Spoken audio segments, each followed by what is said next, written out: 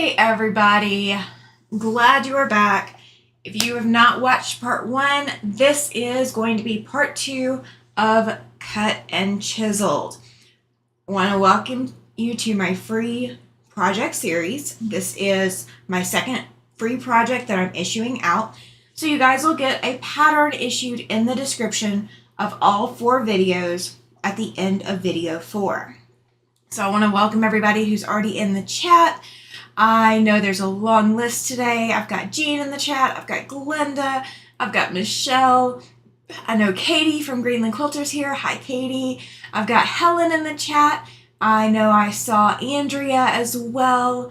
I just want to thank you all so much for being here. I really do appreciate you hanging out with me and spending some time with me. It really does, make my world go round. And there's Dawn jumping into the chat saying good afternoon, everyone. I know I was seeing some stuff about some surgery that Glenda had. Glenda, I'm glad you are here. I know you've been through a lot, so I'm very, very glad you are here.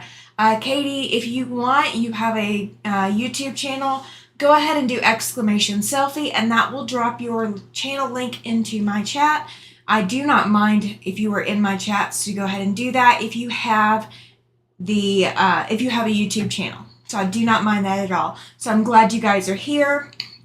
If you have not already watched part 1, you're not going to be able to actually do any of this work without doing what is in part 1.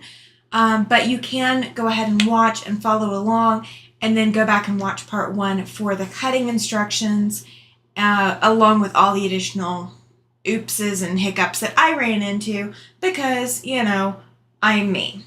I'm going to run into the oopses. All right, so we got Michelle's Crafts and More also doing the !selfie, so her channel should pop up. If it doesn't, if Nightbot is being a little bit of a pain, just wait another minute or so and it should pop through. It should allow you to pop it through. Let's see, Michelle does say that she's not sure if her channel will be quilting related or one of the other crafts that she does. Been a while on those. I know I want to do a beaded bell tutorial. Oh, that's exciting. I look forward to that, Michelle. All right, so if you guys did not see what we worked on yesterday, this is the table topper version of Chiseled or Cut and Chiseled. Okay. Melissa has just joined the chat. Good afternoon, Melissa. Glad you are here. Thank you. All right, so this is the basic idea of what we're going to achieve in this quilt. I am doing a throw size. If you did not already get the instructions for what fabrics you need or what sizes everything is, please, please, please go back and watch video 1. It will give you all the information on what you need to do to be ready for video 2. Okay? Glenda says, my nephew helps me with a lot of the cooking and house chores as he can't hold on to things and is very mentally challenged because they took me off of my meds for the chemical imbalance that I have. That is rough, Glenda. I'm just glad you are here. So thank you very, very much for coming to at least hang out. We really do appreciate having you in chat. A lot of ladies were looking after you. So I'm glad you are here. All right. So I'm going to go ahead and bring the camera over. And you guys are going to get to see the sewing machine today because that's where we're going to work. All right, so the majority of everything we're going to do is going to be at the machine. All right, so from yesterday, you had some cutting instructions. This is from your homework from yesterday.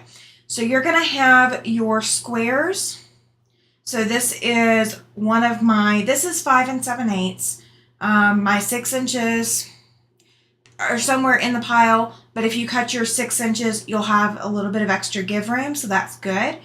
You want to make sure that your background fabric, which is my white with the silver dots here, you want to make sure that your background fabric and your focus fabric are right sides together, okay?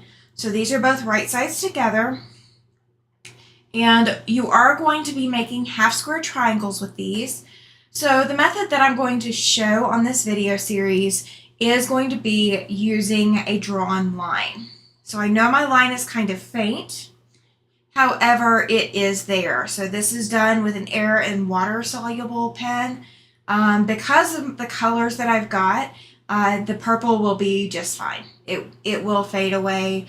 And if it doesn't, it's not going to be super noticeable. So I've got all of my squares cut. This is just this is one set of the fat quarters. So one fat quarter of background and one fat quarter of your focus.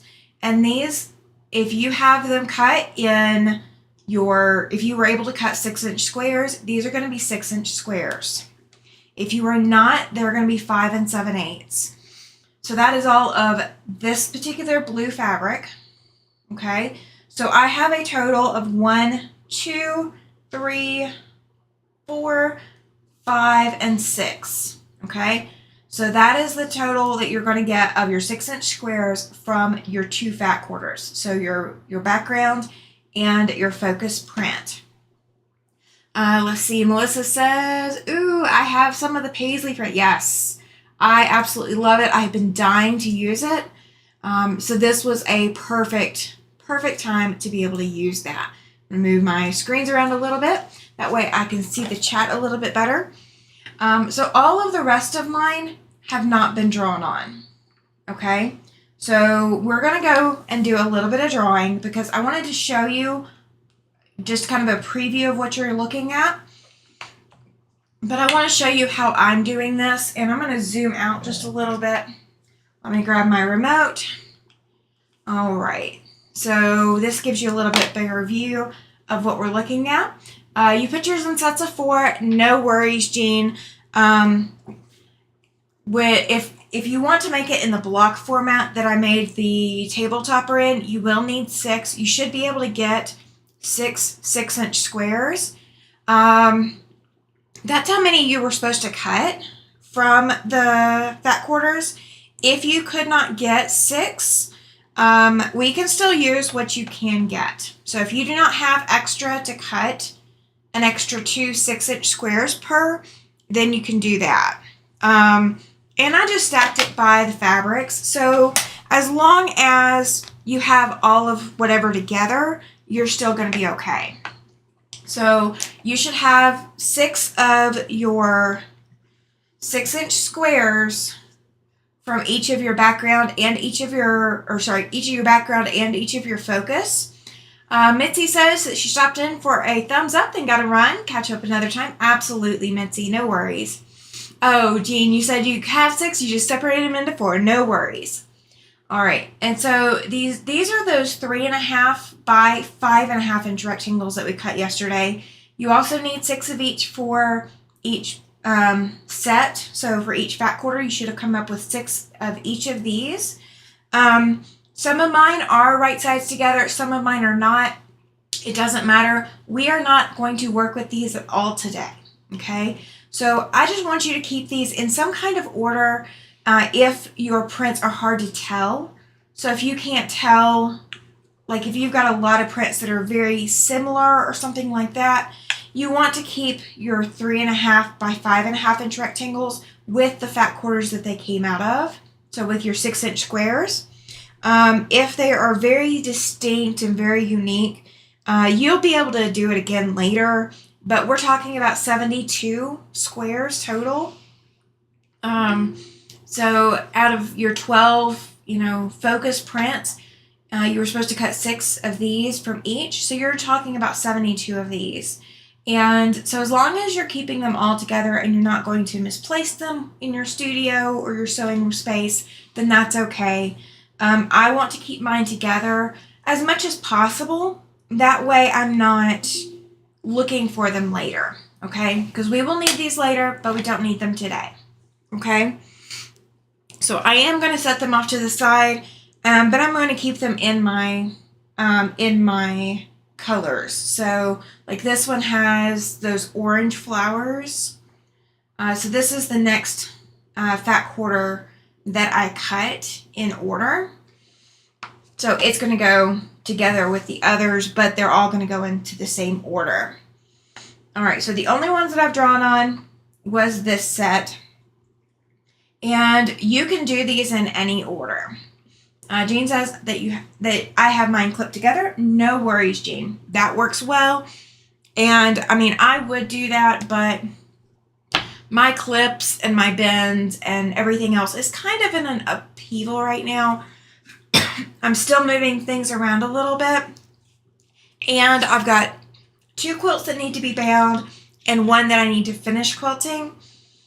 Actually, I've got 2 I need to finish quilting, but 1 that's actually on my long arm right now. So I'm kind of needing to get that stuff done too. So that may be some of what I work on this weekend. All right. I agree, Melissa. Glenda, you just need to be kind to yourself while you adjust. Yes, please be kind to yourself. Your body has been through a lot, and there is no need to rush or push yourself. Absolutely no need. All right, and I'm actually going to bring my cutting board over. I have a smaller cutting board. I was able to pull that out today before we got going, just because it's a little bit easier and it's not going over multiple surfaces. So all you're going to do, you're not going to cut anything immediately, but we are going to be cutting on this line later. I do not want you to cut now though, okay? So I want you to leave both of your squares together, and they're going to be right sides together, okay? So this is the back side of my background. If your focus fabric is a lighter color, then you can draw on the back of your focus fabric. All my focus fabrics are really, really dark, and it would be hard to see this purple line on there. And this is just what I chose to mark with. So if you can see, what you're going to do is you're going to draw from one corner to an opposite diagonal. And it doesn't matter which corners you choose. So if I chosen this corner to this corner, that would have been fine too. It doesn't really matter. The only thing that you want to make sure of is you want to double check. I know you've spent a lot of time cutting and you've already spent a lot of energy in doing that, but I want you to make sure that your squares are actual squares, okay? So if you had any hiccups like I did yesterday, where you can cut 6 inches one way, but you can only get 5 7/8 the other way, you don't want to draw a diagonal using 5 7/8 and 6. That is going to throw everything off for you, and it's going to be harder to fix, okay? So you want to make sure that everything is that 5 7/8 or that 6 inches. So I can sit here with this ruler that I've got here, and I can see that this direction, it is 5 7/8. And so I'm going to turn my ruler around and double check that the other direction, it is 5 7/8. Okay? So, and you can use both sizes. So let's say some of your fabrics, you got 6-inch squares. Do not feel like you have to trim them all down to 5 7/8. Okay? So please do not go back and do extra work just yet. There's no purpose in doing that. We're going to make them all the same size once this is all done, okay? So take either your 5 7/8 inch squares or your 6-inch squares, whatever size you're using, for whichever set. As long as both your top and your background are set, then you're good. Glenda is asking, do I have a pattern or just winging it? This is actually a pattern that I came up with. So the viewers requested that I provide a pattern that was fat quarter friendly to help cut some stashes down. I was asking whether it would be better to have a fat quarter project or a jelly roll project. And so the viewers suggested that they wanted, or the viewers voted, I'll put it that way, the viewers voted, and they said that they wanted something that was fat quarter friendly.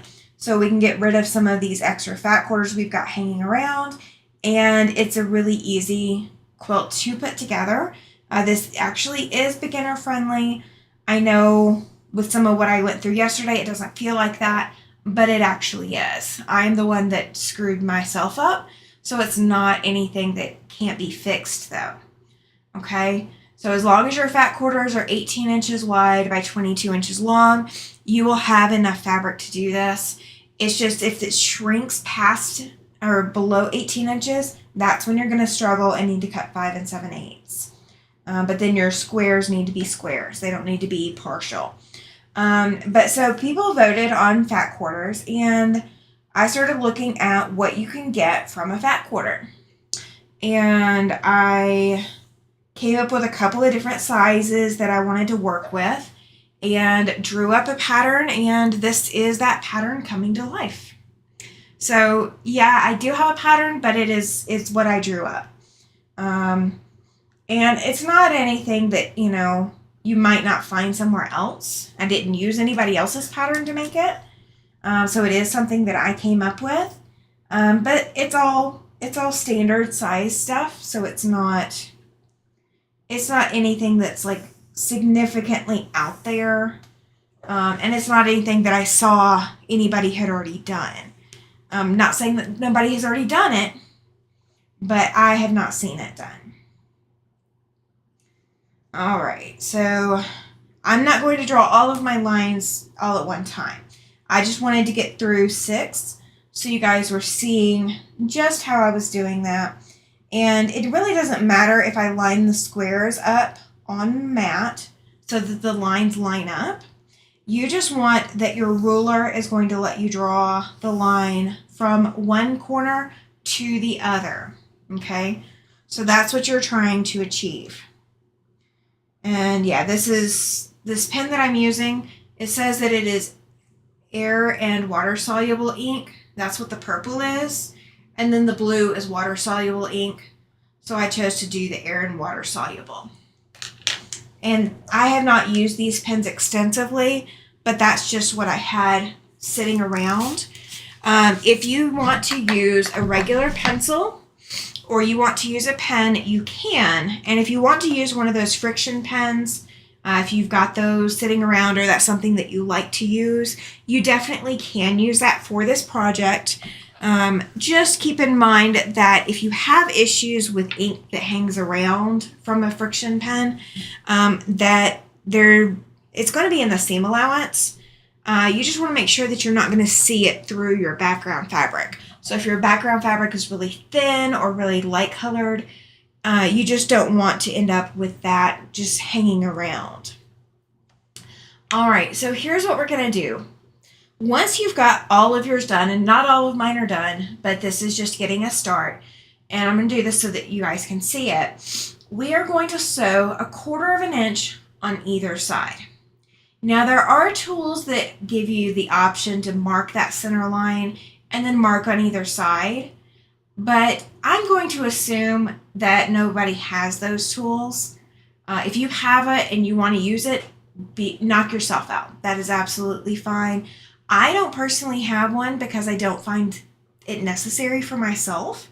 But if that's something that you have and you want to use, that would be a great time to use it because you are going to be sewing 1/4 inch on either side of that line. So what I'm going to do is I'm actually going to line mine up a little to the inside. And this is how you can compensate as well if you are struggling, okay? So I'm going to go ahead and stitch this down, and I'm going to show you how that 1/4 inch shows up. So I do have a 1/4 inch foot on my machine, and I've got that line just barely underneath the 1/4 inch line on my foot, the 1/4 inch side on my foot. So this is really hard to see, you guys. I am so sorry. All right. We are going to come in here and we're going to highlight the stitching so you guys can see the stitching, because I want you guys to be able to see exactly where this is. And I will be able to fix if it does not come out or whatever. If the lines, want to stick or whatever, I'll be able to fix that. Okay. All right. So I've highlighted a little bit of the stitching line.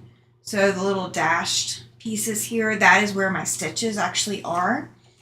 I am using a white thread that matches my fabric. So I'm going to line up those little dashed lines with the 1/4 inch line on my ruler.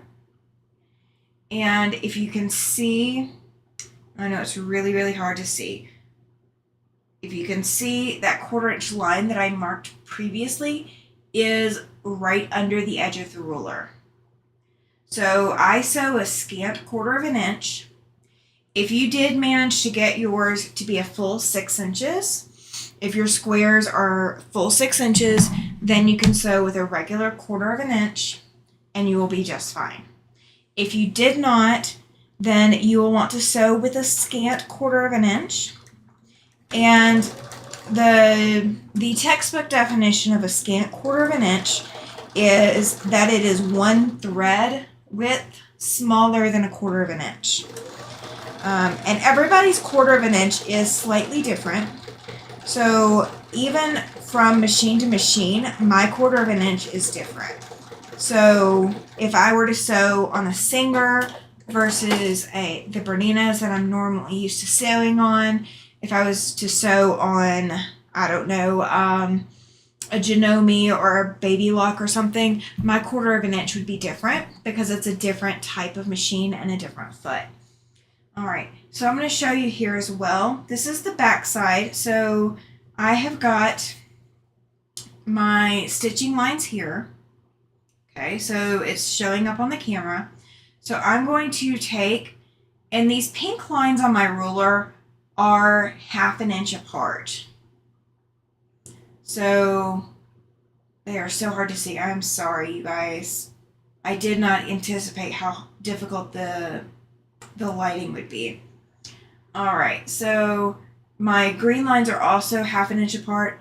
So my stitching lines are just under 1/2 inch apart. Okay, so they're technically a 1/4 inch away from the drawn line, but they are 1/2 inch apart from each other. Okay, maybe with that contrast, you guys can see that a little bit better. Chloe is here. She says, hello, all and Tammy. I'll be listening on my way home from work. No worries, Chloe. Drive safe, please. Please drive safe. We want you to get home safely. All right. So that's what we're going to be doing. Okay. We are going to sew on either side of that drawn line. Okay. So I'm going to get this. I've got that one done. I'm going to go ahead and get the rest of what I've already got drawn done. So that's a total of 12 sets. Now, because you're going to be doing all of these, you're going to be doing 72 of these sets, then if you want to do what is called chain piecing, you can definitely do that. Just take your time and make sure that you are using a scant 1/4 inch because you want to make sure that you are not veering off. So don't take this as a speed challenge, and this is also why I spaced these videos out, because I want you to have enough time to do this comfortably before we pick back up on Thursday. Okay, so this is one step to your homework. Okay, so that's what you will be doing to get ready for Thursday. So we're going to go over the other steps too. But this is your prep work for Thursday. All right. So in order to chain piece, if you've never chain pieced before, let me actually bring my camera up a little bit. There we go. So I know I can't zoom in any further than what I've got, and turning the light on will blind you guys. So I actually have my needle in my fabric. Okay, so my needle is still just barely in my fabric, and I'm going to line this next one up with where it's going to go, and I'm going to put it under my presser foot. And so I'm going to sew about 2 or 3 stitches that are not on the fabric, and then I'm going to be sewing on fabric again. okay? If you have never chain pieced before, that is what is called chain piecing. And it does two things for you. Chain piecing allows you to continue with one continuous movement, so you're not doing 4 different things and jumping from task to task, and you're not doing a whole lot of extra movement. It allows you to sew a lot faster in the grand scheme of things. I'm not saying you need to sew all the way to your fastest speed, but what I'm saying is it allows you to sew continuously without having to change from what you're doing. So you're not having to change off of this task to go press and iron or press or iron and shift and do all of this other stuff. You're not having to do that. Chain piecing also allows you to save thread. So if you've never thought about chain piecing before and you're constantly running out of thread, Giovanna is here. She says, good evening. Good evening, Giovanna. Glad you're here. Thank you. If you have never chain pieced before, chain piecing allows you to not have to break your thread. So when I did this first square, I sewed down one side and then cut my thread and then flipped it and sewed down the other side and then cut it. That way I could get the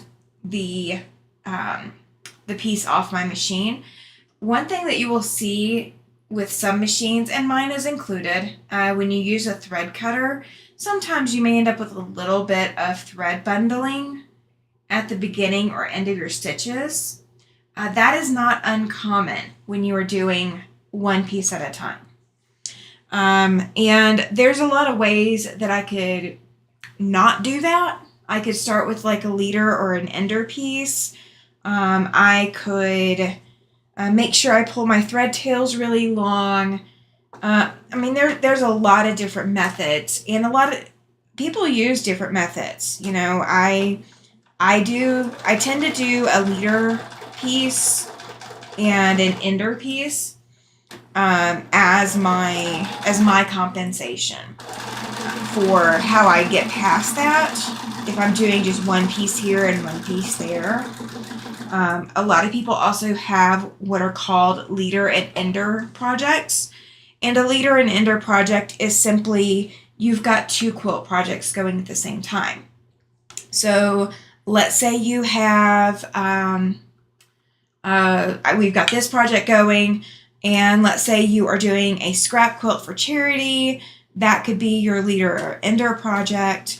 You could be doing, I know if you guys have heard of Bonnie Hunter before, Bonnie Hunter is kind of famous for having leaders and enders projects because you cut a lot of pieces for her quilt projects, and then you are spending a lot of time sewing.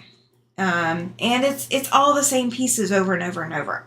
You're not sewing only 5 pieces of something. You're sewing, 50 to 100 of something to make one of her quilts.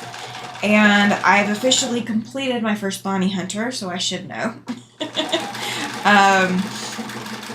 But with a Bonnie Hunter project, so as I'm working on this project, if I needed a leader piece or an ender piece, I would just pull a couple pieces from my, leaders and enders box for a Bonnie Hunter quilt, for example.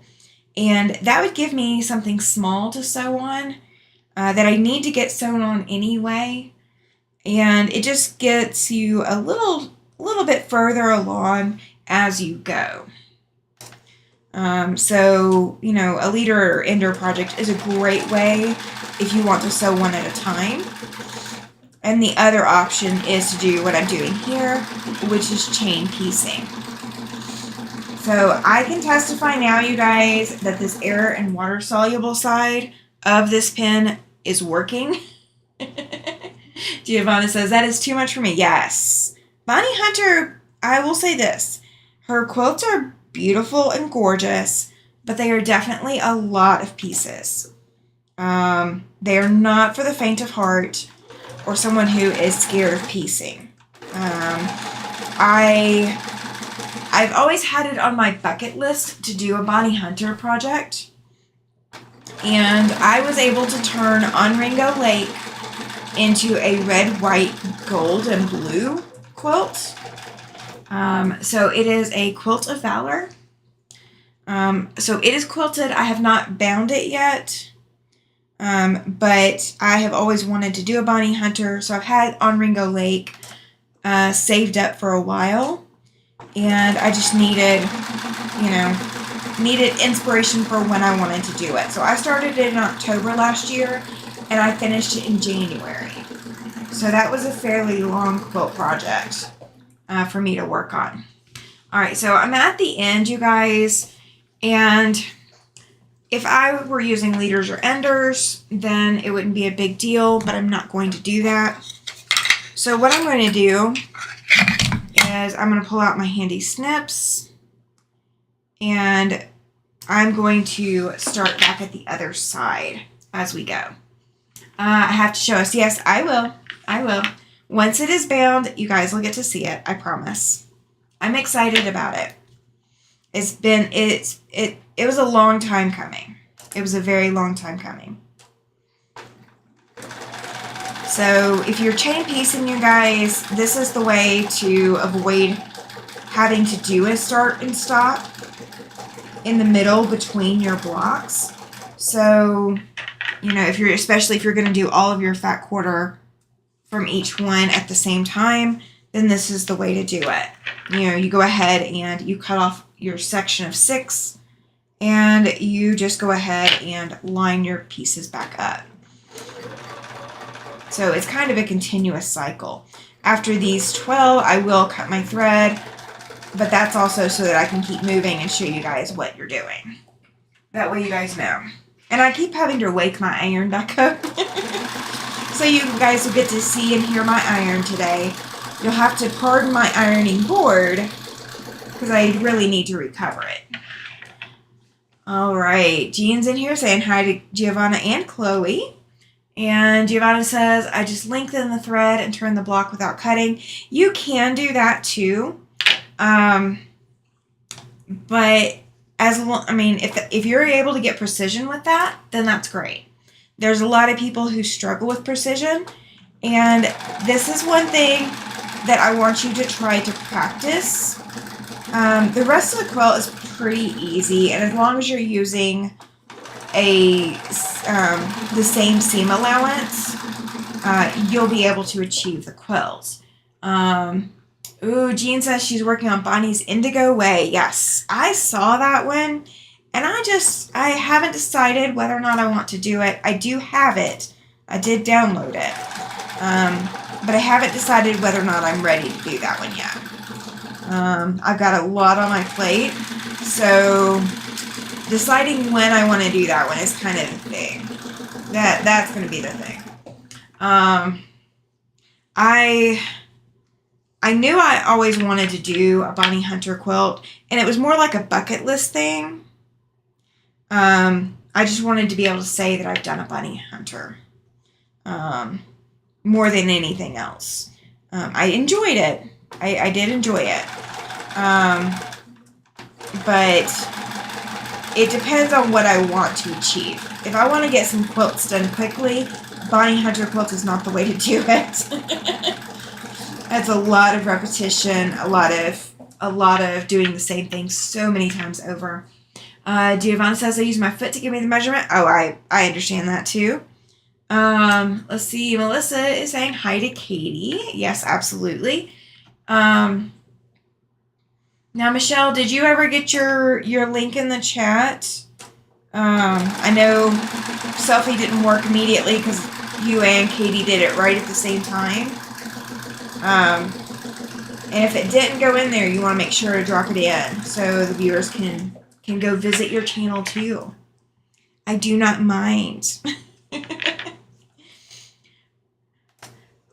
So my 1/4 inch on this foot is an accurate 1/4 inch, but for a scant 1/4 inch, especially considering my lines are already fading on me, it's a little bit more important for me to take my time and make sure I'm checking it. There you go, Michelle. There we go. If you guys have not checked out Michelle's channel before, go ahead and click and get the link to her channel.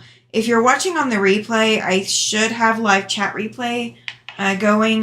If not, if you see somebody, or if you hear that I'm saying for somebody to put their link in the chat, and you're not able to get their link, let me know. Just drop a comment in the comment box below the video and let me know that the live chat replay didn't work and that you want the link to whoever's channel. Just let me know whose channel you're wanting the link to. Giovanna says, I have to make a baby quilt, but don't know what sex it is yet, so I'm stuck. So here in the States, when you do not know the baby's gender, what a lot of people go with is either every color of the rainbow, or they go with neutral colors like green and yellow. Especially here in the States, a lot of things are definitely keyed towards either having a pink or blue. And, of course, you have to know the gender for that. But yellow and green tend to be the go-to colors. Brown is even becoming popular too. Like a pastel, not quite. I mean, tan might work too. But I've been seeing a lot of brown and taupe and very like earth natural colors coming through for baby stuff too lately. Let's see, Jean says try all colors or yellows and greens. Yes, absolutely, Jean, I agree. Now, Giovanna, do you know when you're going to know what colors, or just has the mom chosen colors that she wants? Because that would be another way to go too. That would be another way to do it. I do not get to use these except at my long arm, so I'm so excited to be able to use these today, you guys. Aren't they pretty? Let's see. Giovanna says, the rainbow is what I'm thinking, as the mom is African and they love bright colors. Oh, yeah, absolutely. That is a great way to think about it. If the mom likes bright colors, the baby will probably be seeing a lot of bright colors, and so that's perfect. And my understanding of vision for newborns is that they really can't see a lot. They see very distinctive blacks and whites.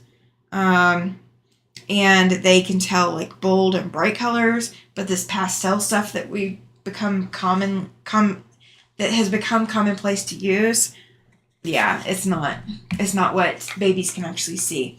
All right, so these are the snips that I was just showing you guys. They have intricate little rose details on them. And they are super sharp. They are very, very sharp. And these were a Christmas present from my husband. So it's got an embroidered, or not an embroidered, but a little carved case. And it's magnetized. So once it's closed, and it stays closed. So I love using these, you guys. I never get to use them, so I decided to pull them out today. I never get to use them on camera. Let's put it that way. I get to use them at my long arm, but I never get to use them on camera. All right. So we are going to work on trimming a little bit. All right. Giovanna says she lives in Belgium, so until the 21st, I won't see her. She was one of my English students, and her mom is my great friend. Oh, that's awesome. Beautiful. Thank you. Yes, they are beautiful. I am in love with these scissors. Okay. So, here's what we're going to do. My lines are fading a little bit, so you guys may not be able to see this as clearly as I'd hoped. Glenda says, gorgeous. Yes. Thank you. I'm in love with them. I really am. They're very sharp. They're very nice. And they are very beautiful. Jean says, pretty? Yes, absolutely. All right. So what we're going to do is we're going to come back in and we're going to cut these apart on the drawn line. So what you should end up with, and this is the mat, not my rotary cutter. So please do not think my rotary cutter is this dull. It is the mat. There we go. All right. So this is the edge that we sewed. Okay. So you will end up with half square triangles. Okay. So you want to make sure your fabrics were right sides together before you sew, because you're going to sew them together and you are going to get 2 half square triangles per square. Okay? So you had 1 square of your background, so mine is this white, and then you had 1 square of your print or your focus fabric, which is my blue. So you had 2 squares, so now you have 2 squares again, but they just have a seam in the middle. Okay? Love that white fabric. Yes, I am in love with it. I absolutely am. And maybe today you can see a little bit of the glitter, maybe. I don't know. I hope you can see the glitter. The glitter is definitely there. And it does not come off. It is not rubbed off at all. Alright, so I'm going to go ahead and trim all of these. So that's going to get this stack done. And then we're going to go to the iron. And I'm going to show you what I want you to do.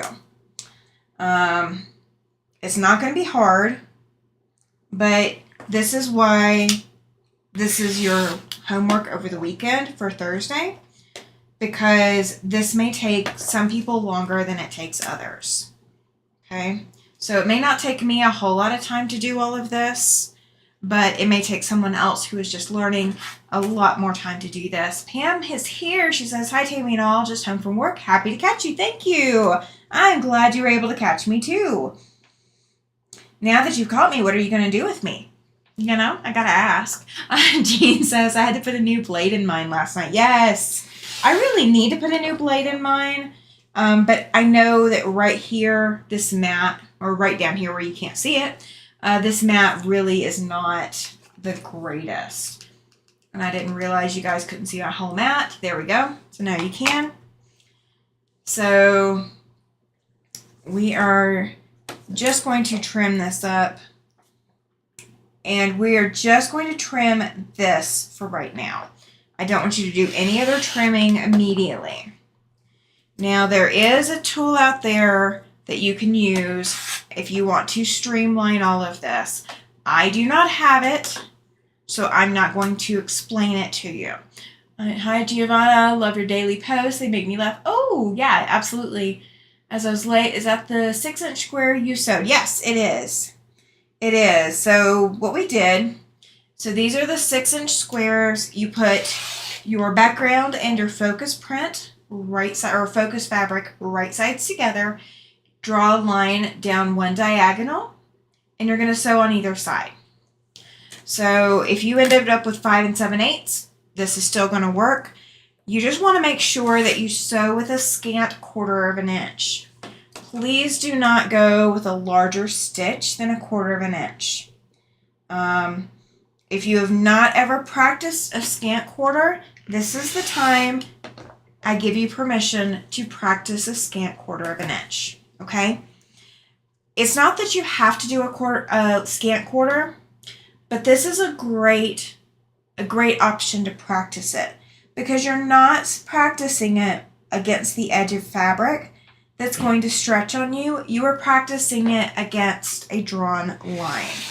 This is where you want to practice techniques like a scant 1/4 of an inch.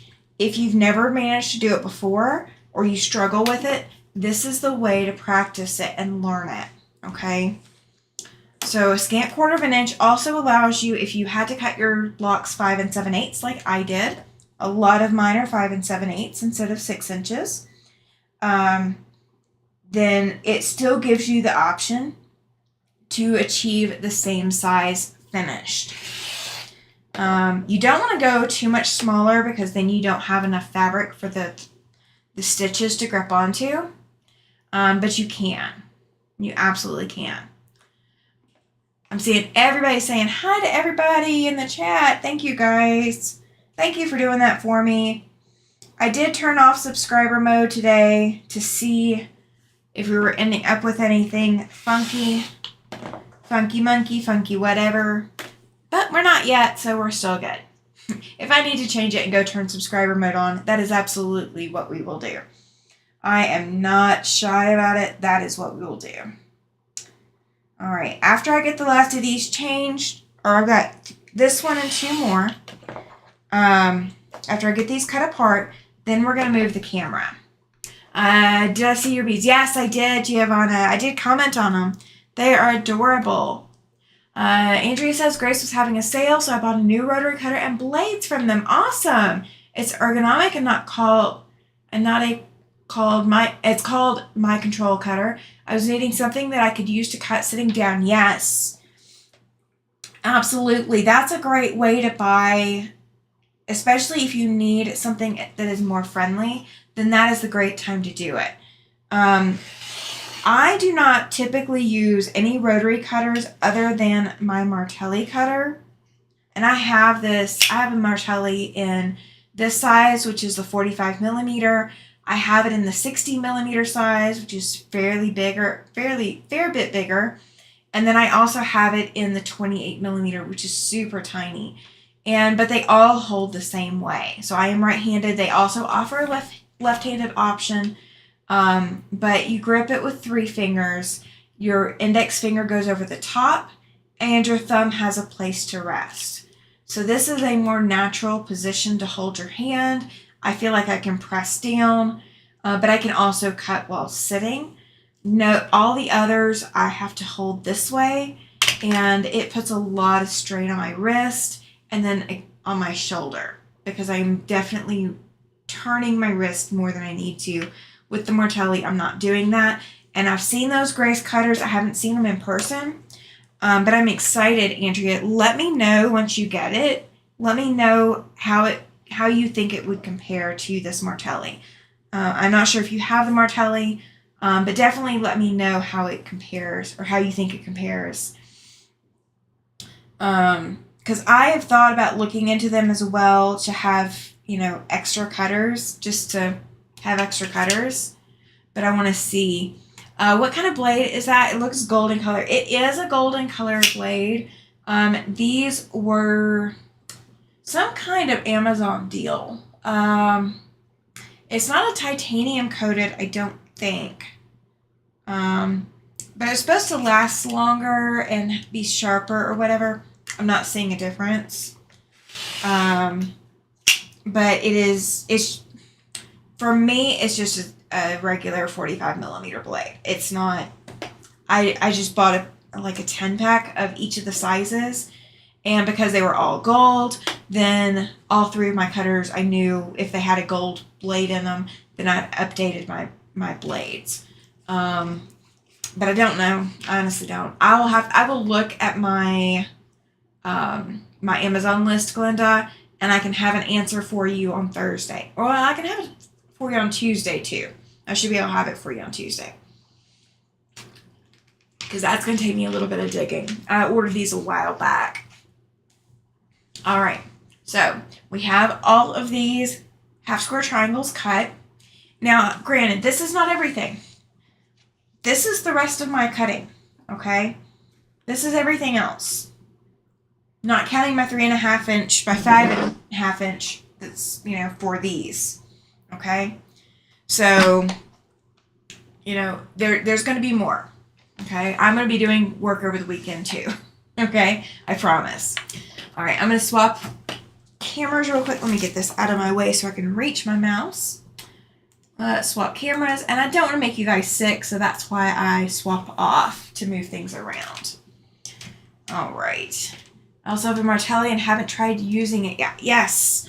Michelle, Martelli, my best friend from years and years ago had multiple sclerosis, and the only way that she could manage to cut fabric was with a Martelli. She struggled too much to do any other cutting, so using a Martelli was her best option. And so I was exposed to Martelli from her, and have been in love with it ever since. Absolutely in love with it.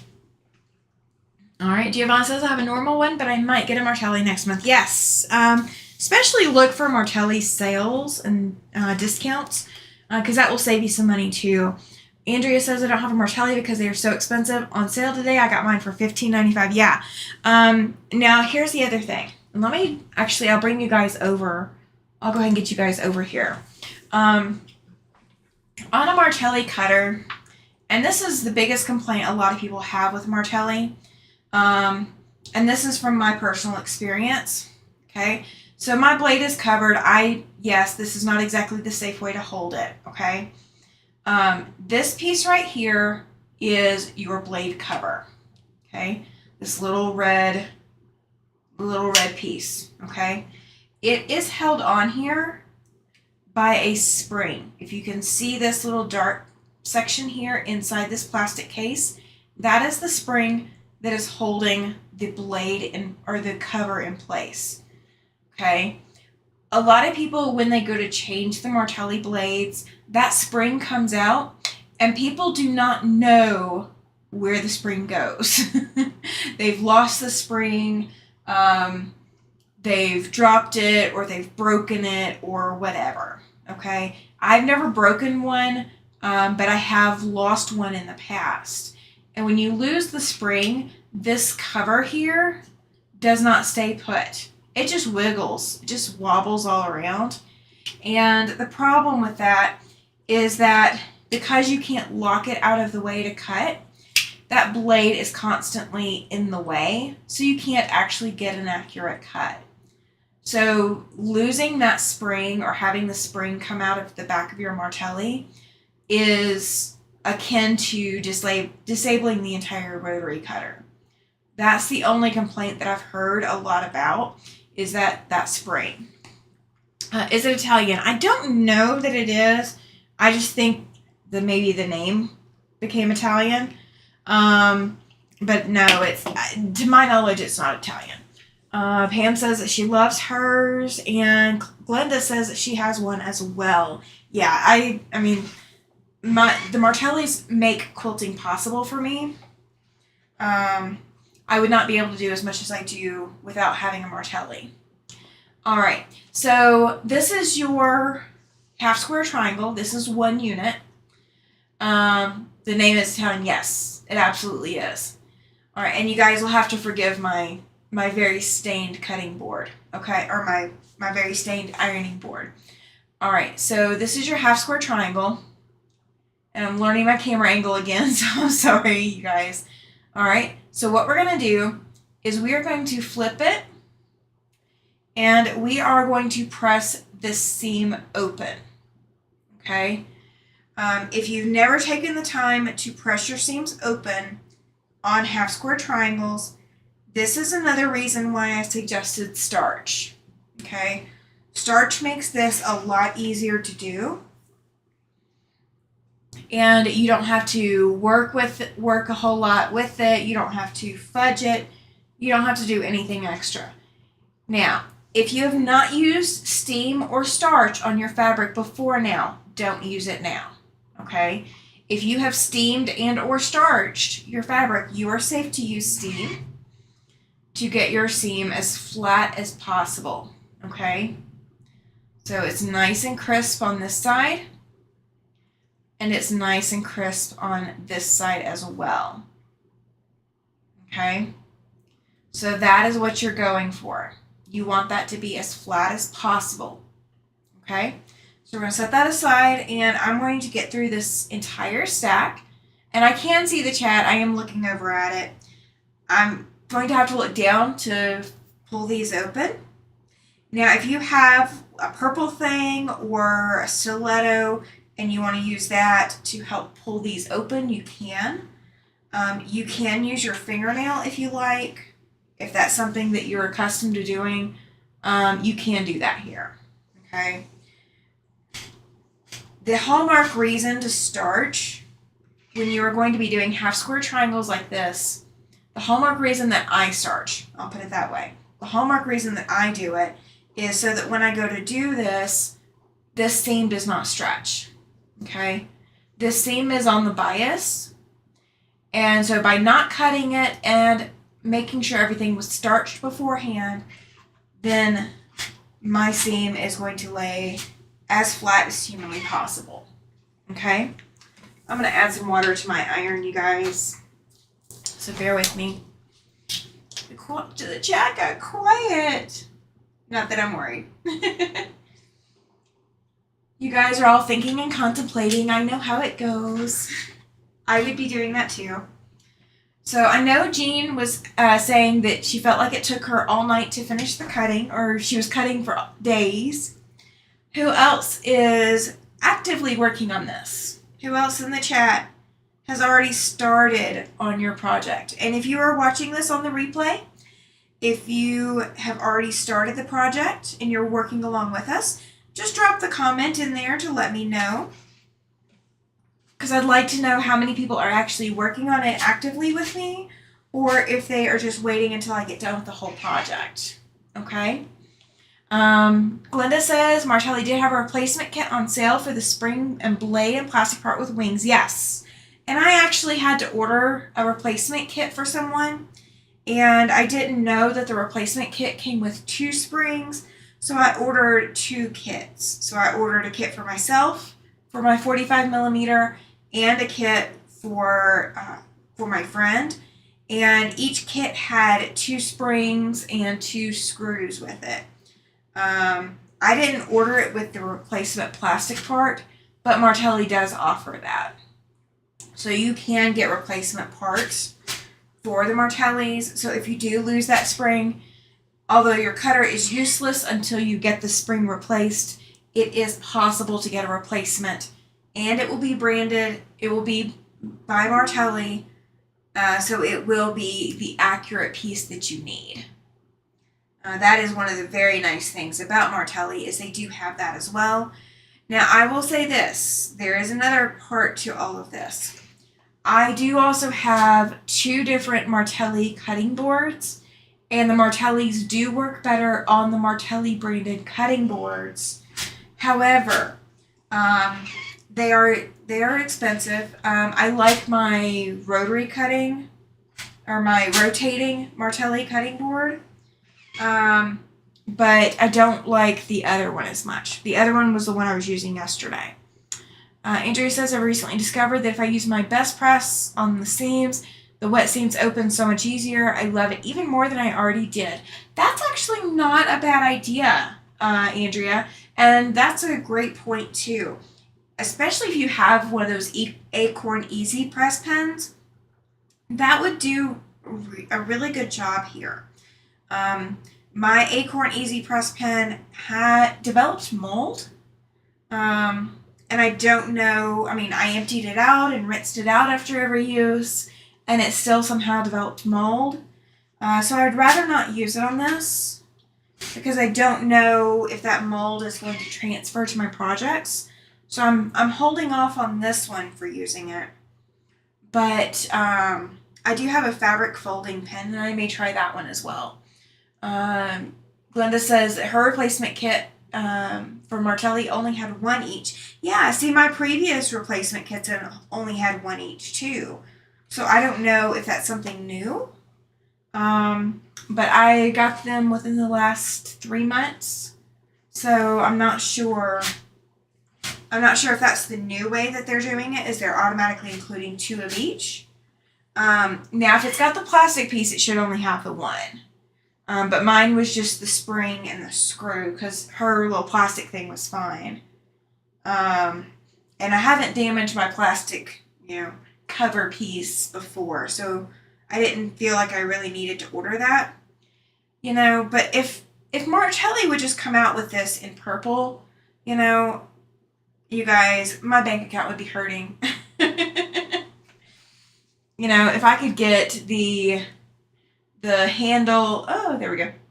The handle and the little plastic cover, if I could get those in purple, you guys, Martelli would have all my money. They just haven't figured out the marketing for that. They haven't realized the necessity of offering different colors. I mean, and they could offer those as replacement parts too. That would be ingenious if they offered that. I think they do it so that it's, you know, everybody either has the red or they have, I think, blue for left-handed. So either you have a red cutter or you have a blue one from Martelli. So maybe that's why they do it. But oh my gosh, if they offered it.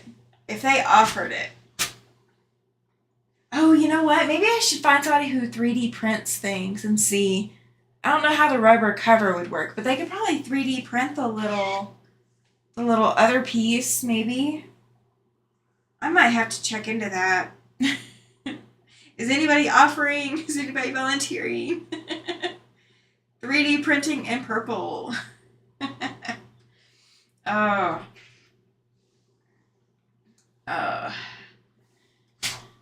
All right. So I know this looks boring. I do apologize.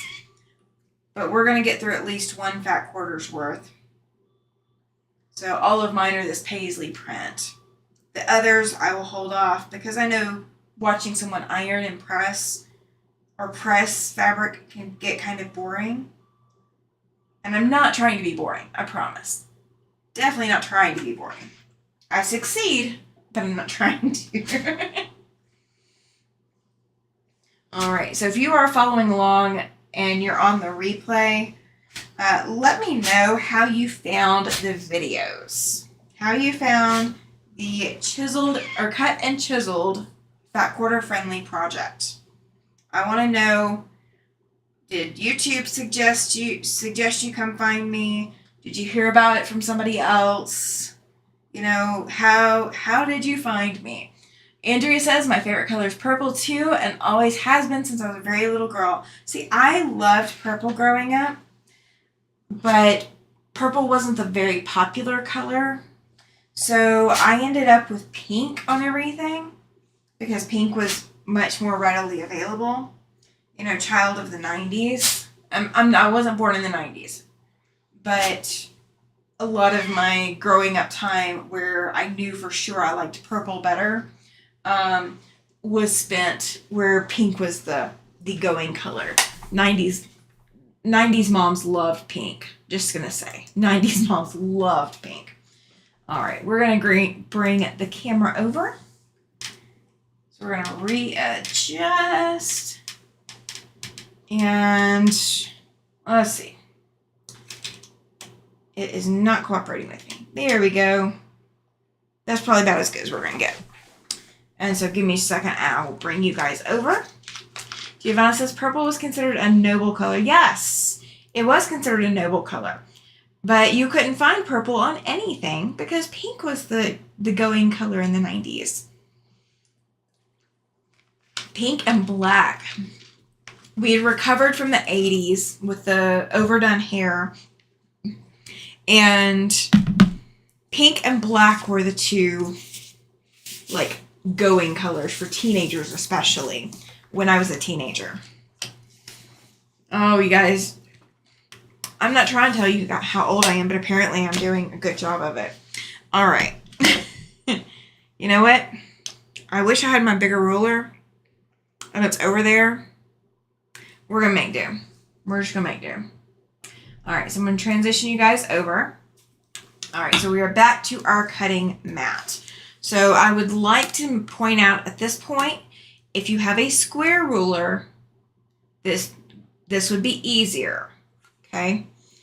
And I may have to go get it anyway. Yep, I'm going to have to go get it. Bear with me just a second. All right. So this thing is a lot bigger than my mat, okay? And you guys are getting the overhead light, so I apologize. So if you have a 45-degree marking on your ruler, mine is right through here. If you have a 45-degree marking, that will be helpful, but it's not absolutely necessary. But if you have it, please, please, please use it. All right. So what we're going to do, and I'm going to fold this back and bring it up to the camera. So bear with me just a second. I promise I will share. I will share with the class. I'm not hiding it. Okay. This is so that I can see it. All right, before I show it to you guys. All right, so my 45-degree marking is going straight down the center of my unit here, okay? No matter what size you started with, what you want to do is up at this corner here, you want to make sure that you are putting your corner all the way up against as far as you can go. And you want to stay as close to whatever edges as you can. But again, the priority is your corner line. If you do not have, and I'm going to move this off so you guys can see. And this even helps even better. Okay. I'm going to try to not make you guys sick, so I do apologize. I know this is a lot, and it's a lot of movement. All right, so if you do not have a 45-degree marking, if you are looking at your ruler, you're going to have your corner of your ruler, wherever the corner is, and then your 1-inch square line. And then you can go down to your 2-inch square line. Okay? So you see how you've got the markings between the lines here. That is 45 degrees. So if you do not have a pre-drawn line on your square ruler, then you are just going to line up on that center line. You're going to line up so that that center seam that you've just pressed open is lined up against there. You're going to trim off your extra here. And then at the other end, you should have at least, it should be at 5.5. Okay? Your other line should be, your other side should cover 5.5. If you cut 5 7/8, which is what I had to do, it may be a little bit closer of a line. Okay? Let's see, painted my bedroom like lilac years ago. I would love that. Andrew says, my curtains, carpet, and bedspread are all matched. They were deep purple and black. I was a teen in the late 60s and early 70s. Oh, that's perfect. Of course, Deep Purple was one of the bands we listened to back then. Oh, I bet it was. I bet it was. I did not get to listen to Deep Purple, but I have heard of them.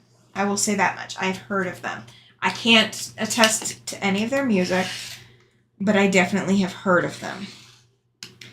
All right. So when you do your first cut, you should not have a whole lot of extra. Okay?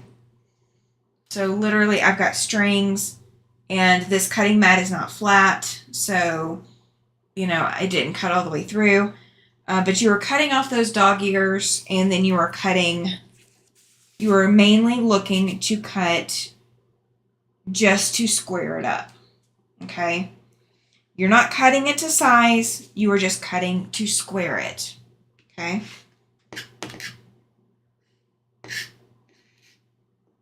And I hate cutting a second time on something like this, but it is what it is. It's what I've had to do. All right. So we have this side squared up, and I need to get a small mat, you guys. I've got to get a small mat. This is not going to work for me long term. Okay. So once you have one side squared up,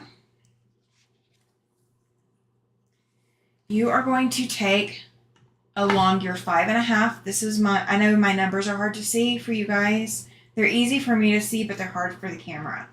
All right, so that's my 5 and this is my 6. I'm going to line it up against the 5.5 line marking on both sides, and then I will trim off the extra. Okay, if you were able to cut your square 6 inches instead of the 5 7/8, you will have a little bit to trim. you will have a little bit more than what I have. Okay? And that is okay. Do not take what I have left to trim as an indication of what you should have left to trim. I had to cut a lot of mine at 5 7/8 instead of 6 inches. So I do not have a lot left over. If this is all you have left over, then you were cutting 5 7/8. That is a hallmark way to tell. Okay? So now our square is 5 1/2. Okay? And this diagonal, if you come up to one end, that diagonal is going straight into that corner and straight into the other corner. That's what you're wanting to achieve. Okay? So that means that all those now have to be trimmed. I'm going to turn my mat a little bit because I know exactly where the curve is in this mat. And I'm going to get my mouse and all of this out of the way because I'm working under the bed of my machine. And I do not recommend doing that to anyone else. Another tip on squaring up is that your cutting board has a diagonal for using to square up. Yes, and that is accurate too, Andrea. This one has 2 diagonal lines that are 45 degrees. But I do also have, actually these are also 45 degrees. Some mats do have 60-degree angles. So when you are using your mat to use your angles, please make sure that your angles on your mat are 45-degree angles to help you square up if you are using them for squaring up. So this ruler, for example, does not have that it is a 45-degree angle. Neither does my mat. So none of these say that they are 45-degree angles. Oh my goodness, Sean has joined the chat. Thank you, Sean. I'm glad you are here. Deep Purple was Prince's group. Oh, I guess. I don't know. I don't know, Giovanna. Thank you for joining the chat, Sean. Thank you. Glad you made it. All right, so we are, if you've not caught it, Sean, we are working on Chiseled and Cut. That's the name of the video series now. And Sean, I do have it set up so you can do exclamation selfie. Drop your link in the chat. So we are trimming up our half square triangle units that we cut yesterday, and we're trimming them up to 5 1/2. So we've gone over sewing them already, and then we are working on trimming them. And this is all we are doing before Thursday. So you do not have any other homework other than, it looks fun. Yes, thank you, Sean. Your only homework is to take your 6-inch squares, draw your diagonal line, sew a scant 1/4 inch on either side of your diagonal line, cut those apart, press the seams open, and then trim them to 5 1/2. Okay? I know that sounds like it is a lot of work, but that's why I put it on a Friday, so you guys have time before Thursday to catch up. And if you have not started the project yet, this doesn't put you so far behind that you can't start now. If you want to join in, if you have not already started the project and you want to join in, you absolutely can. Sean says it looks fun. See, I told you, Sean, you needed to come do this project. You needed another project to add to your stash. And actually, this is taking away from your stash. This is getting you some fat quarters gone. That is the whole point of this quilt, is to get some fat quarters gone and come out with a beautiful quilt on the other side.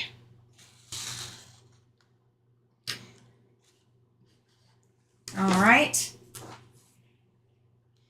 All right, so again, we are cutting to 5 1/2. All right.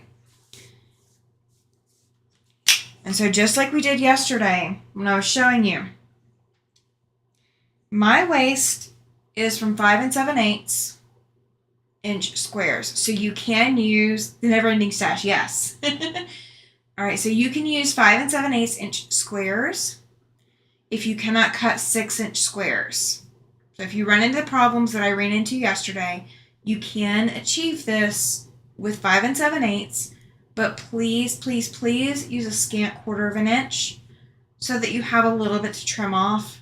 That is so that, I mean, if you don't use a scant, you may not have anything to trim off, and it may be too tiny. Giovanna says, good for the beads. Yeah, that is all, you guys. I think I am good. I don't know that I have the tolerance to make those beads. The never ending story // yes. I know somebody's going to get me later and start singing the never ending story. I know it's going to happen one of these days. I'm willing it not to happen, but I know it's going to happen. I just know it is. All right. So I know the question's probably going to come up. Can you sew with 1/8 inch seam allowance? You can. The short answer is yes, you can. The long answer is I wouldn't recommend it. Okay? You are working with a bias edge when you are doing the center seam. And the more stress that you try to put on a bias edge, the more likely you're going to have your fabric stretch. So especially if you've not been able to starch your fabric very well, or you've not been able to press it flat enough to be comfortable to work with, 1/8 inch is going to be really hard to do. Already singing it badly. Oh my goodness. They're so easy, Tammy. You can make them while watching TV. See, I don't watch TV though. I am not a huge TV buff. I am watching some stuff on Netflix. I have like 2 series that I watch by myself, and then 1 series that I'm watching with my husband.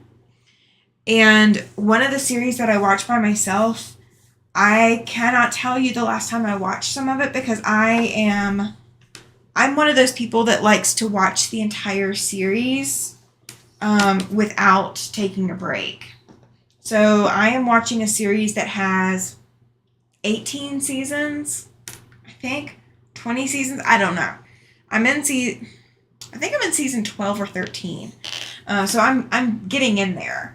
But it's a really, really long running TV show. And I haven't taken a break from that to watch anything else, because if I do, I feel like I'm going to fall even further behind.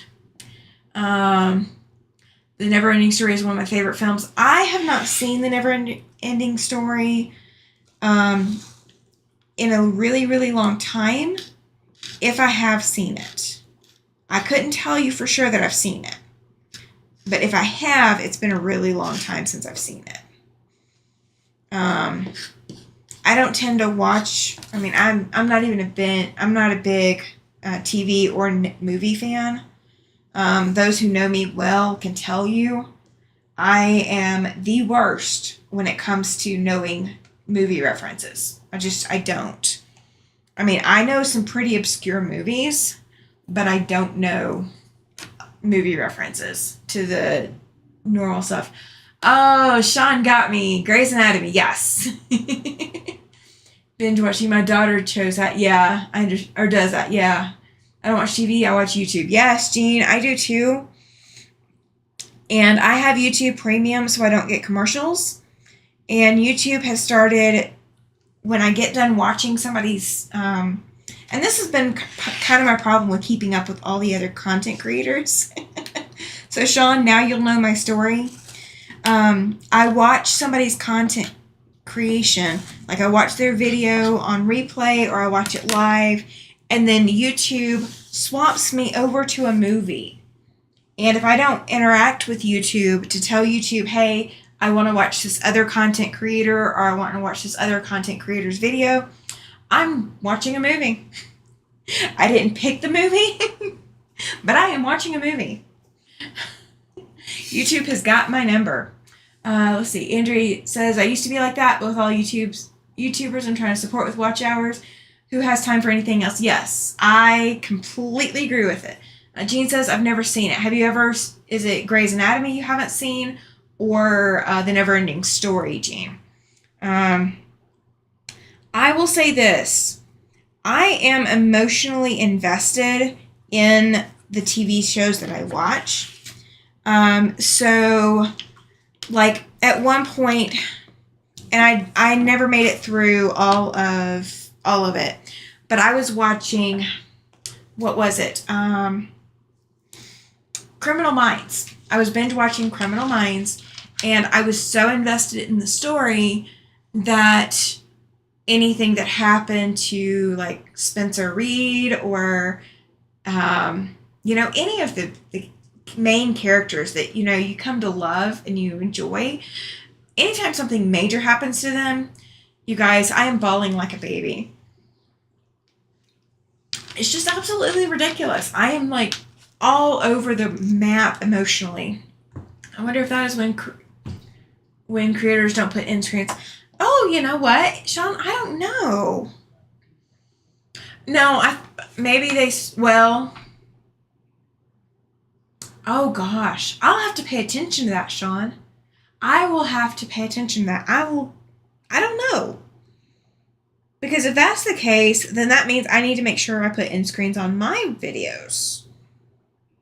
Because, yeah, that would make sense. I mean, I know I don't on my lives, and I don't know anybody who pre-does their... Do you pre-do your end screens? Neverending Story. Yeah, see, I don't... If I've seen it, Jean, I don't know that I've seen it. So I couldn't tell you if I've seen it. So I got asked, I don't know, maybe a couple weeks ago, what my favorite movie is. You guys, that's the worst question to ask me because I just don't know. Like, there's movies that I love and that I would watch over and over and over again, but I'm not a huge movie person and I'm not a huge TV show person. Like, if I get into a series, that's one thing. Like, if I get caught up watching something, you better believe I'm going to watch the rest of it. And I think that's what got me with Hunger Games, the movies, the Hunger Game movies, is, I think it was TNT for a while that was replaying the Hunger Games movies. And they were playing them all in order. So if you managed to catch the first one or when it started, then you could literally watch the episode, or you could watch the first one, the second one. I mean, you could watch Hunger Games all the way through as long as you stayed in front of the TV and, of course, commercials. But that's what I binge watched for a while was Hunger Games. And I would just watch it over and over and over because that was what the TV station was playing, is they were playing it on repeat. And so if I missed a section or had to leave or whatever, I would make sure that the next time that they were playing it, that's where I picked up and started watching. Let's see. Jean says, I've seen a couple of Grey's Anatomy, but just couldn't get into it long enough. Yeah, so if I were to watch, I will say this. If I were to start at the season I'm in right now, whatever season number that is, if I were to start where I'm at now, I couldn't get into it. I couldn't do it. But starting at the very beginning, I am completely invested in all of the characters. And, there's some that I really hate. There's characters that I like. There's personalities that I'm just like, why are they here? There's going to be all of that. There's those emotions going with it. Let's see. Giovanna says that Neverending Story has a very important messaging to it and wants Jean to watch it. The Sound of Music. I have seen The Sound of Music.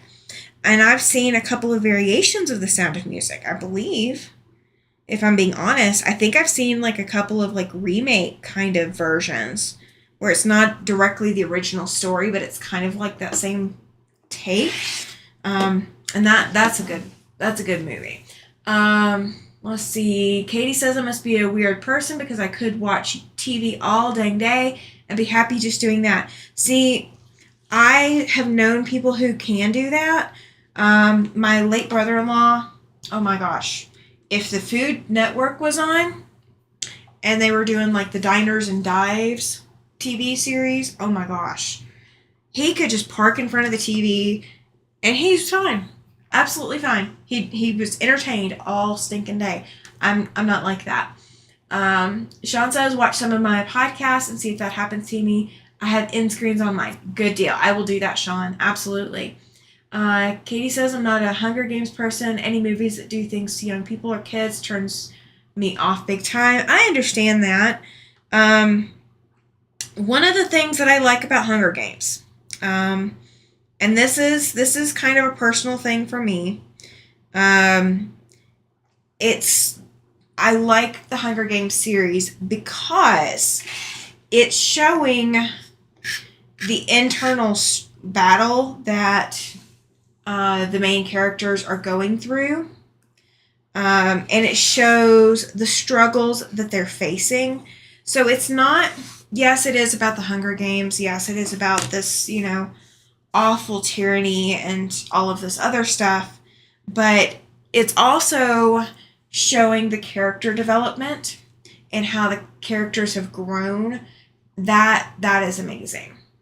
Giovanna says, Mary Poppins. Yes, I watched Mary Poppins a lot growing up. I loved Mary Poppins. I loved her bag. I always want her bag. Oh my gosh, you guys, if we could have Mary Poppins' bag as our sewing studio bag, oh my goodness, what could we come up with? Andrea says, if you have it on autoplay, they take your algorithm from your searches and then things you previously watched, and they try to get you to watch other stuff. Yeah, they do. I mean, so I do watch Hallmark movies on YouTube. So the sappy romance things they're so predictable.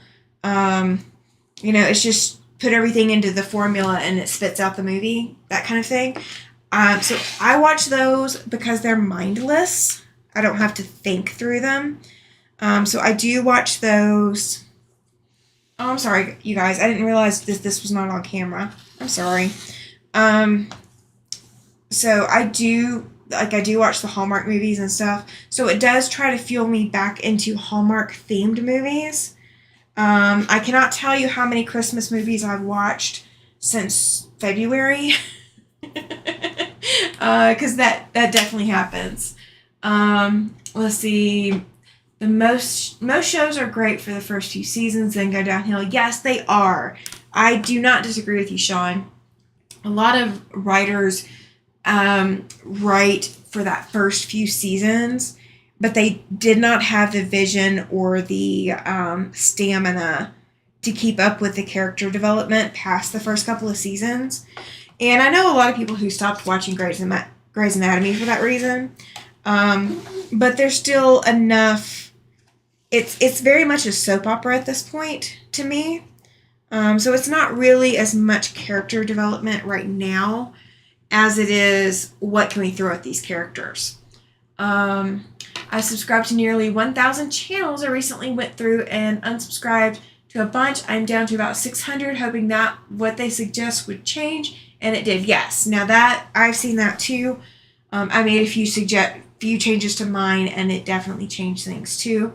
I have to have on the radio or TV as I suffer from tinnitus, and that helps me. Yes, I do remember you mentioning that, Giovanna. I've got tinnitus too, and I usually sleep with music on because it calms the tinnitus long enough for me to fall asleep, and I set a timer for it to go off.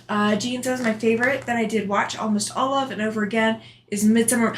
Oh my goodness, Jean, I have not thought about Midsummer Murders in a while. That's a fabulous series.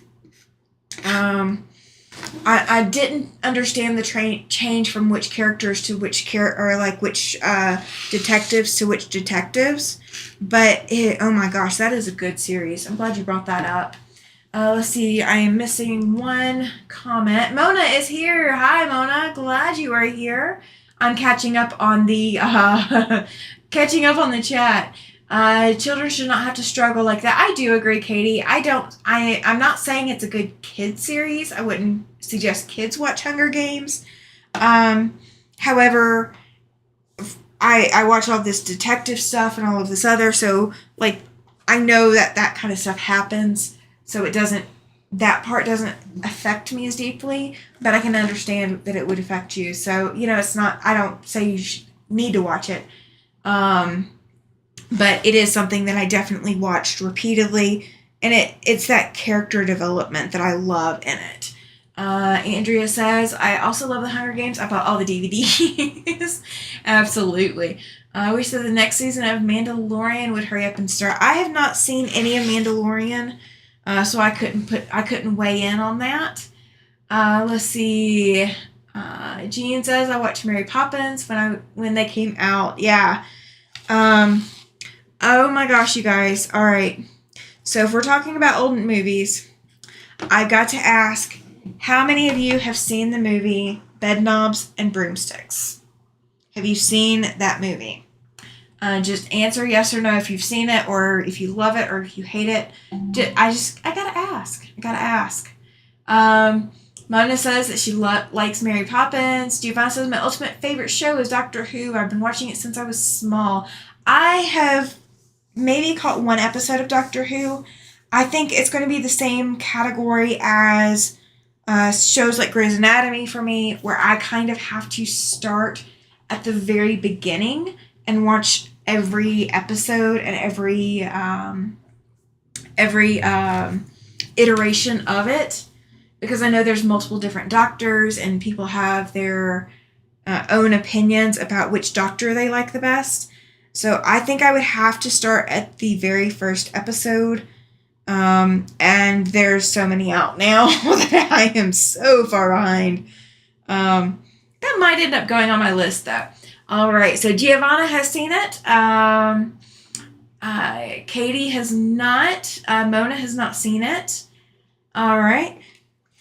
So Bedknobs and Broomsticks is, oh gosh, what is her name? All right, Giovanna, you might know the British lady who stars in it. What is her name? She's a very famous actress, British actress. My daughter was obsessed with Mary Poppins and Bedknobs and Broomsticks. Yes, Pam, you know who I'm talking about. Katie, how could you not see Mary Poppins? Yeah, not everybody got to see that. And Jean says yes, for the Bedknobs and Broomsticks. Yeah. Angela Lansbury, is that, am I right? Is that who I'm thinking of? Angela Lansbury? If you have seen Julie Andrews, no, Jessica Lange, there we go. I think that's right. That sounds right. Julie Andrews was in Mary Poppins, if I'm not mistaken. Don't shoot the messenger if I got it wrong. I think it is Jessica Lange. That sounds right. She also starred in Murder, She Wrote. Angela. Okay. All right. Hang on. I gotta have a final answer.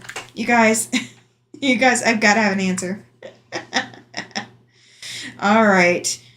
Bedknobs and Broomsticks is a 1971 film. Angela Lansbury. There we go. It was Angela. All right. So she starred in Murder, She Wrote as well, as a detective that was a writer. And she was helping the local precinct solve all these murders and all these other crimes by writing about it. Katie says, I don't like The Wizard of Oz either. I do not like The Wizard of Oz. I am not a huge fan of it. I like some of the remake stuff that has Wizard of Oz theme, but I do not like the original. Because those kinds of movies don't interest me. I understand that. All right, so if you have not seen Bedknobs and Broomsticks, it is set in World War II because there were planes. World War I did not have planes.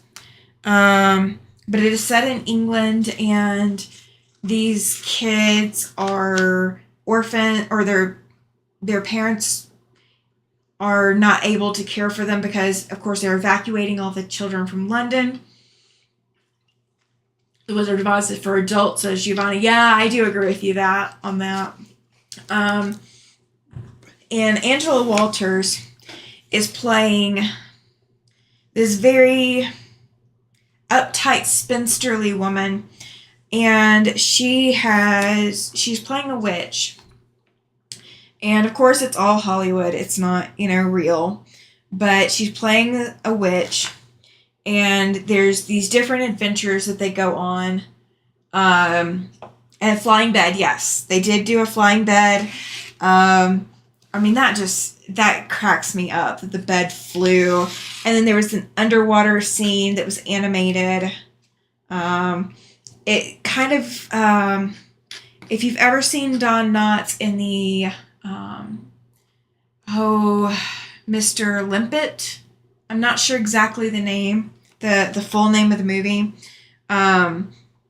but it's kind of along those themes where it's the actors, but there's all this drawn character stuff that goes around with it. It cracks me up to watch it. I tried to expose my stepdaughter to bedknobs and broomsticks, and she was just yawning. This younger generation just does not get our fascination with it. When we were kids, my brother and I went to Saturday matinee and saw Mary Poppins. My brother was so impressed with it that he came home and jumped off the garage with an umbrella. Oh my goodness, Andrea. That sounds like something a boy would do. Absolutely. All right. Katie says, let's see how many get shocked by this. I've not seen the Barbie movie and won't either. I have not seen the Barbie movie. I'm not against seeing it, but I'm not going to pay to see it. It's not appetizing to me as a movie. It's just, I've never been a big fan of Barbie.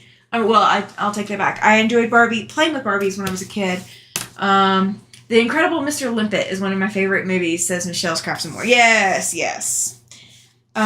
It's so different from seeing him as Barney Fife. It's a unique movie. If you've never seen it, I believe it's a kid-safe movie. I watched it as a kid. I didn't have any nightmares from it. But it is a unique movie, isn't it? Let's see. Jean, it depends on the musical. I like Phantom of the Opera, Chicago, Burlesque. I watch Barbie when it's free to watch. Yeah, there you go. See, I'm not a huge... I will go to the movies if there's something that I want to see, but it's not a guarantee that I'm going to go see it. It's not, something that I just have to do. So, my husband is more likely to go to the movies than I am. I'm just not, I didn't grow up doing it. So it's not something that, brings me back to my childhood or anything like that. My first date was to a movie. But I didn't, it was not something that I just have to have. It's not a give me that I have to do. Andrea says, I'm not shocked, Katie. I haven't either, nor do I plan to. I do not like what Barbie does to little girls' self-image, and there is valid points in that. I do not disagree with you guys on that. Katie says, give me some Godzilla. I'm patiently waiting for the digital of the latest to hit Amazon so I can watch it. Andrea, I agree. A little girl doesn't need to look like a fake doll. And Jean says, I do like Chicago. If I watch a musical, I have to be able to... Okay, so here's my movie problem. Here's my problem with movies. And why I don't pay attention to the movies I watch on, YouTube or whatever. I have to fully invest all of my attention in whatever I'm watching because I want to get everything I can from whatever I'm watching. Shows like Grey's Anatomy or whatever, I can sit there and play on my phone and still catch enough details that I don't miss anything. Movies, I can't do that. I have to pay complete attention, which also means that I can't sew, I can't quilt, I can't do things with my hands because I have to be completely focused on the movie. And so that's why I don't I don't do that. All right, so we have gotten one stack of our half square triangles done. Okay, so I've got 1, 2, 3, 4, 5, 6, 7, 8, 9, 10, 11, and 12. Okay, these are all identical. Yes, I stacked them, differently so that they stack flatter, but you don't have to do that. If you want to stack them all, so you've got them all the same direction, you could definitely do that too. So you will have 12 per your background or your focus print, okay? Or per your background print, whichever way you go. This is from 2 fat quarters, you guys. So you will have 12 half square triangles when you get done.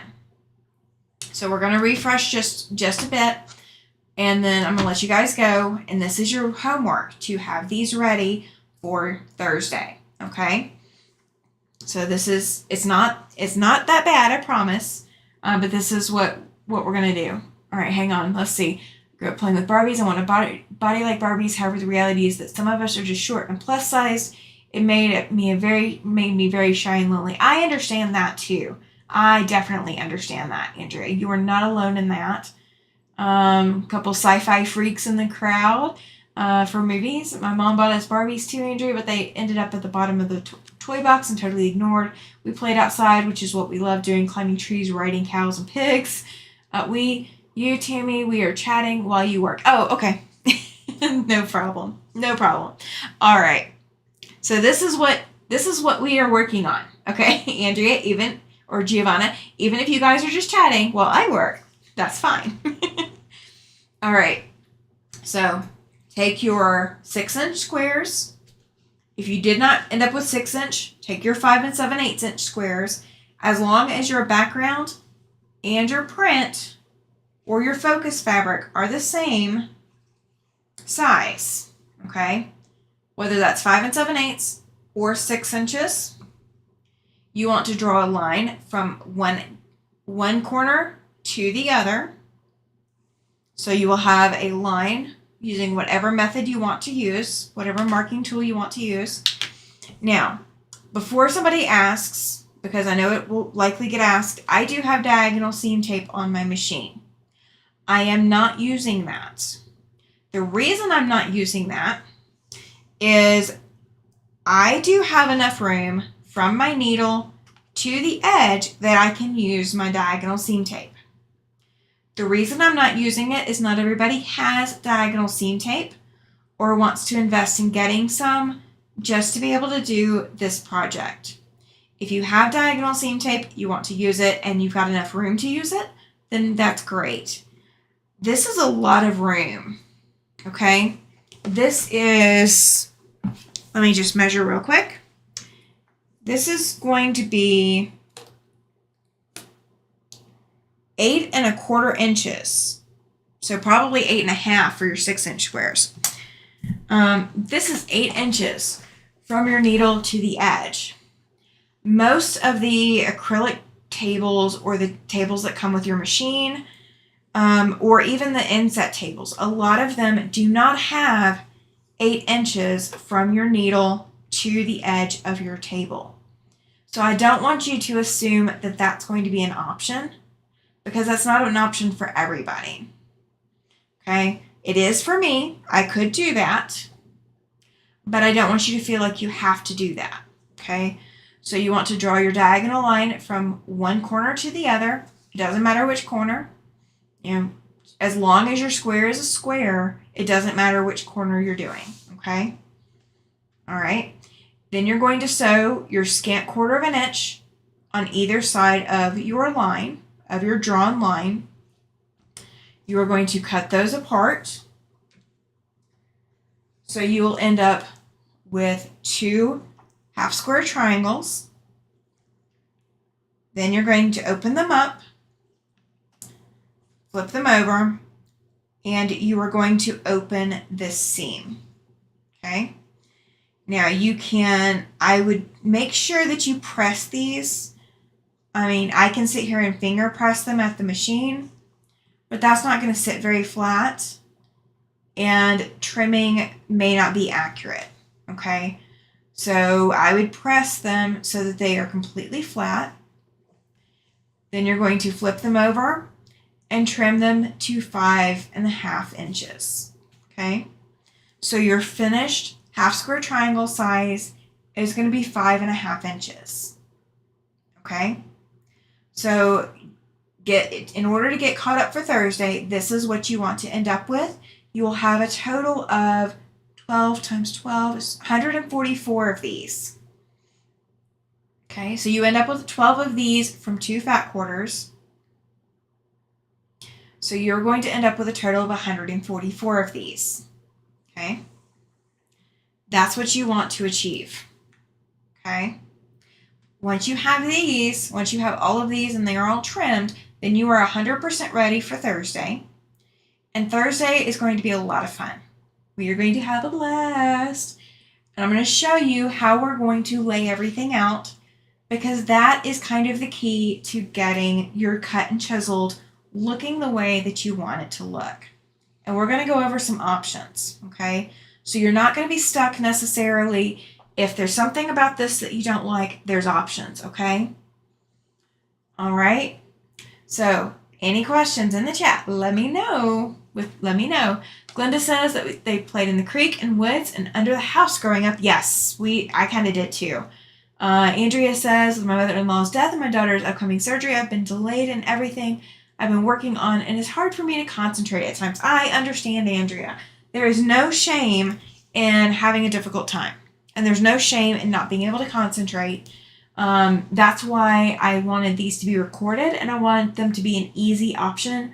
So if you want to be able to come do this later, it's not going to be a hard quilt to put together. It really isn't.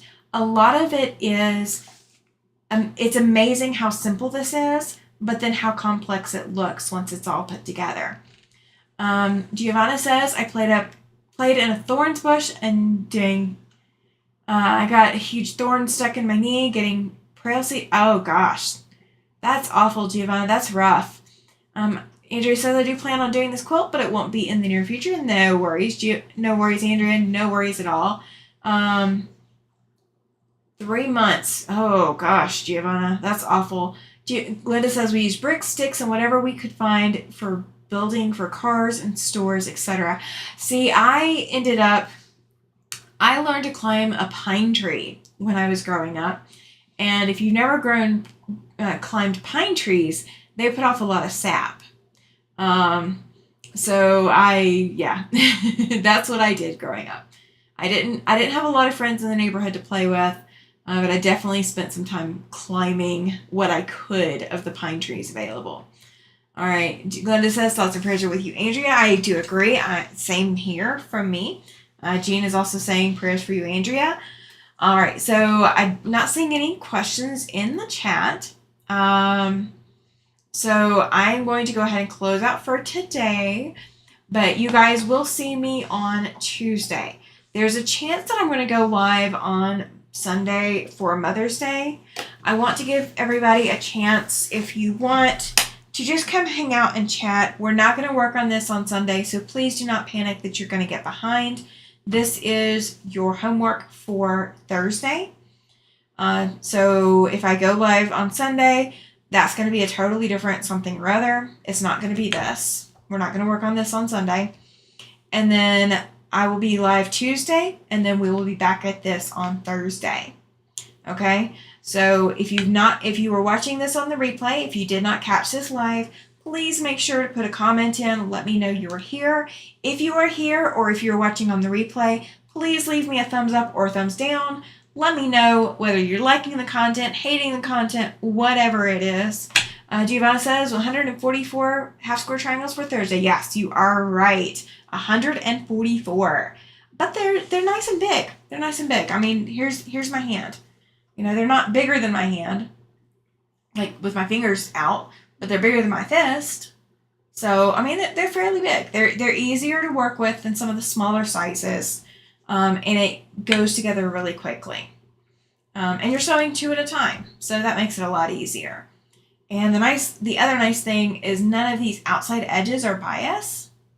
So the only part that could stretch is what you've already sewn before you cut. So that makes that a lot easier. So, all right, so I'm going to go ahead and sign off of here, you guys. Thank you for being here. Thank you for coming to hang out with me. I really appreciate you guys being here and being in the chat, giving me a couple things to talk about. It really does. It helps me a lot more than you can realize. So I'm going to see you guys on Sunday if possible. If not, I will see you for sure on Tuesday. And then we'll start this back up on Thursday.